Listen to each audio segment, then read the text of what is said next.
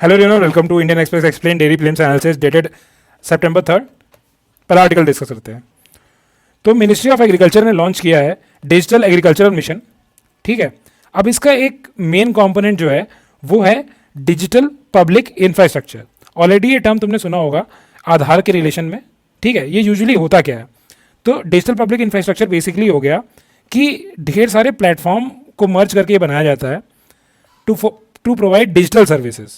ठीक, अब जैसे कैसे प्लेटफॉर्म्स हो गए कि जैसे डेटा एक्सचेंज का प्लेटफॉर्म हो गया कि डेटा एक्सचेंज हो रहा है। जैसे एग्जांपल हो गया, जैसे अकाउंट एग्रीगेटर्स बनाए हमने, आईडी का प्रोविजन कर दिया, आइडेंटिफिकेशन जैसे हमने आधार का बनाया, और पेमेंट का इंफ्रास्ट्रक्चर बना दिया जैसे कि हमारा यूपीआई हो गया।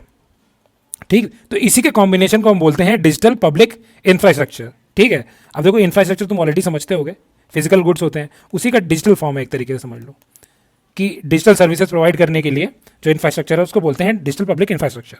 ठीक, अब यही इसका मेन कंपोनेंट है जो हमारा डिजिटल एग्रीकल्चर मिशन है। अब देखते हैं कि इसमें क्या क्या होने वाला है। तो इसके 3 पिलर्स हैं इस मिशन के। पहला क्या है कि हम एग्री स्टैक बनाएंगे।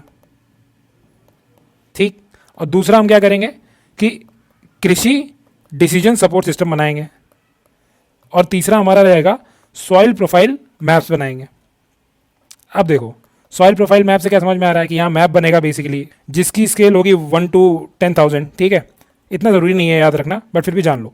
और किसी डिसीजन सपोर्ट में क्या होगा, कृषि को हम हेल्प करेंगे डिसीजन लेने में कि बाय प्रोवाइडिंग की सॉइल की कंडीशन क्या है इस वक्त, वेदर की इन्फॉर्मेशन दे के। और एग्री स्टैक में हम क्या करेंगे, पहले तो फार्मर की आईडी बनाएंगे। ठीक है, तो फार्मर रजिस्ट्री इसको बोलते हैं, फार्मर रजिस्ट्री, तो फार्मर की आईडी बना दी। दूसरा हम क्या करेंगे, जो क्रॉप्स सोन हुआ है उसके बारे में इंफॉर्मेशन कलेक्ट करेंगे और उसको डिजिटली सेव करेंगे। और तीसरा बात है जियो रेफरेंस्ड विलेजेस बनाने की। जियो रेफरेंस मतलब क्या हुआ, आपका जो लैंड रिकॉर्ड है बेसिकली उसको क्या करेंगे कि हम डिजिटली जियो टैग कर देंगे, मतलब उसकी जो जोग्राफिकल लोकेशन है उसको हम डिजिटली स्टोर कर लेंगे।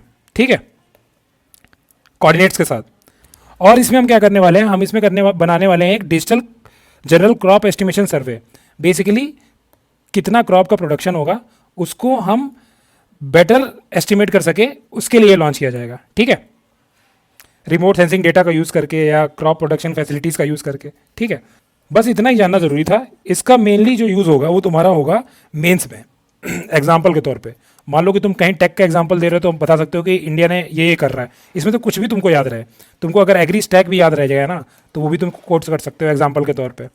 ठीक है, और फार्मर वेलफेयर के लिए बता सकते हो कि ऐसा कर सकते हैं, बेटर क्रॉप एस्टिमेशन के लिए इसको यूज़ कर सकते हो, तो कई जगह इसको यूज़ कर सकते हो। अब ये आर्टिकल जो है सूडान वाला, ये ऑलरेडी मैंने अगस्त में डिस्कस कर रखा है डिटेल में। सेम चीज़ है, अभी इसमें कोई चेंजेस नहीं है, वही बात हो रही है। तो तुम्हें क्या करना है, इसीलिए मैं बोलता हूँ मेरी वीडियोस जो हैं वो सारी रिवीजन के पर्पज़ से हैं, तुम उसे रिवाइज करते रहो, वही बेस्ट रहेगा। अगर तुम्हें याद नहीं आ रहा है कि मैंने ये डिस्कस किया है तो तुम यू आर नॉट रिवाइजिंग। ठीक है, चलो नेक्स्ट आर्टिकल डिस्कस करते हैं। अब ये जो आर्टिकल है, कटक में जो रेवन शॉ कॉलेज है इसका नाम चेंज होने की बात हो रही है, तो हमारे लिए ज़्यादा ज़रूरी नहीं है। बट देखो जो हमारे मिनिस्टर हैं उन्होंने बोला कि इसका नाम चेंज कर देना चाहिए क्योंकि ये कॉलोनियल लेगेसी को दर्शाता है। बट यहाँ पे एक चीज़ ये है कि ये जो रेवन शॉ थे ये कमिश्नर थे यहाँ उड़ीसा के, और इन्होंने बहुत हेल्प किया है यहाँ के मेडिकल कॉलेजेस सेटअप करने में, एजुकेशनल इंस्टीट्यूट इन्होंने बहुत सेटअप किया है, वुमेन के एजुकेशन के लिए उन्होंने बहुत काम किया था यहाँ पे। ठीक है, दो इनके टाइम पे एक फेमाइन आ गया था 1866 में, जिस फेमाइन का नाम था ना अनका दुर्भिक्षा।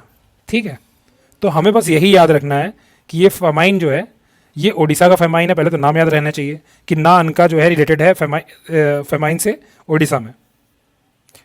बाकी ये नाम चेंज करना सही है गलत है, इसको तुम बस एग्जाम्पल के तौर पे कहीं पे भी यूज़ कर सकते हो। ठीक है, क्योंकि अगर इन्होंने कुछ अच्छा काम किया है तो वहाँ पॉजिटिव जगह जहाँ तुम्हें दिखाना है वहाँ इनको यूज़ कर सकते हो, जहाँ तुम्हें नेगेटिव तौर पे दिखाना है वहाँ इसे यूज़ कर सकते हो। ठीक है, हमारे लिए बस कोई भी आर्टिकल का काम इतना है कि उसका यूज़ केस क्या है, डिबेट करना नहीं है कि हम इसको डिबेट करें कि ऐसा होना चाहिए नहीं होना चाहिए। ठीक है, इसके अलावा कुछ ये आर्टिकल में तो कुछ काम का है नहीं। और ब्राज़ील में बेसिकली ब्राज़ील ने क्या कर दिया है कि जो एक्स हमारा है ट्विटर पहले जो था उसको बैन कर दिया है। इसके अलावा कुछ काम का नहीं है। That's it for today, thank you.